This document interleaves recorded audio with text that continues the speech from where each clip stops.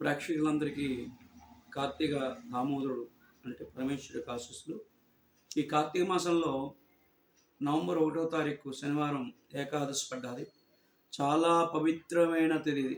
చాలా పవిత్రమైన రోజు ఏకాదశి శనివారం. ఈ యొక్క కార్తీక మాసం శనివారం నాడు అందరూ కూడా శివాలయానికి వెళ్ళి ఓం నమ శివాయ నమః అనే మంత్రాన్ని 11 సార్లు ధ్యానం చేయండి.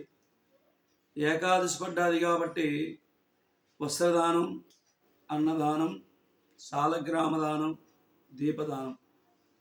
సాలగ్రామ దానం చేయడం వలన మనం చేసే పాపాలన్నీ కూడా ప్రాయశ్చిత్తం అయిపోతాయి. సాలగ్రామ శిలాచక్రే పాపహారే ఆ జన్మకృతానాం ప్రాయశ్చిత్తం దినే దినే. మనం చేసిన యొక్క పాపాలన్నీ కూడా పోవాలంటే సాలగ్రామ దానం చేయాలి. దీపం మన యొక్క అంధకారం నుంచి వెలుగులోకి రావాలంటే దీపదానం. వస్త్రదానం చేయాలి. అన్నదానం, మనకి 360 రోజుకు అన్నానికి కరువు లేకుండా ఉండాలి అంటే అన్నదానం చేయాలి. కాబట్టి ఈ 3 మస్ట్ అండ్ షుడ్గా ప్రతి ఒక్కరూ చేస్తారని కూర్చున్నాం. అదేవిధంగా 2వ తారీఖు ఆదివారం చిలక ద్వాదశి. అందరూ కూడా ఈ చిలక ద్వాదశి కూడా చేసుకొని శుభ్రంగా ఆయురారోగ్యాలతో ఉంటారని కూర్చున్నాం. ఈ యొక్క అన్ని తిథులు కూడా మనకి నవంబరు 5వ తారీఖు బుధవారం కార్తీక పౌర్ణమి జ్వాలాతారణం. కార్తీక పౌర్ణమి అంటే చాలా ఇంపార్టెంట్ అందరికీ. చాలామంది కార్తీక పౌర్ణమి చాలా చక్కగా చేస్తారు. కార్తీక పౌర్ణమి రోజు యొక్క స్వామివారి యొక్క అవకాశం మీ ఇంట్లో శివ అష్టోత్తరనామాలు 108 నామాలు అష్టోత్తరనామాలతో పూజ చేయండి. సాయంకాలం కార్తీక పౌర్ణమి చాలా విశేషం. ఆ రోజు కూడా మీకు తోచిన దానాలు చేయండి. ప్రతి నిత్యం కార్తీక మాసంలో ప్రతిరోజు కూడా చాలా పవిత్రమైన రోజు. మనం 365 రోజులు ఎలాగా కొన్ని నియమాలు పాటించడము. ఈ కార్తీక మాసం అన్నాళ్ళు కూడా చక్కగా నది స్నానం లేకపోతే చెరువుకు వెళ్ళి స్నానం చేసి చక్కగా దీపారాధన చేస్తూ ఆ యొక్క పరమశివుడి యొక్క నామస్మరణ ఈ కార్తీక మాసంలో చేయండి.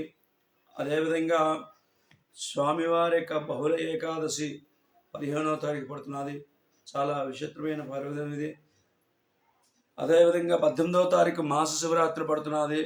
కాబట్టి 20వ తారీఖు అందరికీ తెలిసింది అమావాస్య. ఈ అమావాస్య చాలా విశిష్టత.